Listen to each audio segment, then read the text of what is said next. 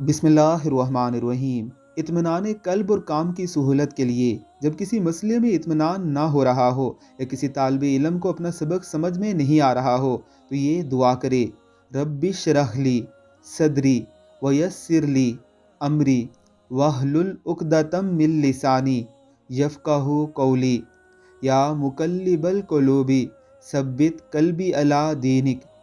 اے میرے پروردگار، میرا سینہ کھول دیجئے، میرے کام کو آسان کر دیجئے، میری زبان سے گرہ کھول دیجئے تاکہ یہ لوگ میری بات سمجھ لیں۔ اے دلوں کے پلٹنے والے، میرے دل کو اپنے دین پر جمائے رکھ۔ وہ طالب علم جنہیں سبق یاد نہیں ہوتا یا سبق سمجھ میں نہیں آتا، ان کے لیے یہ دعائے مبارکہ بہترین ہے۔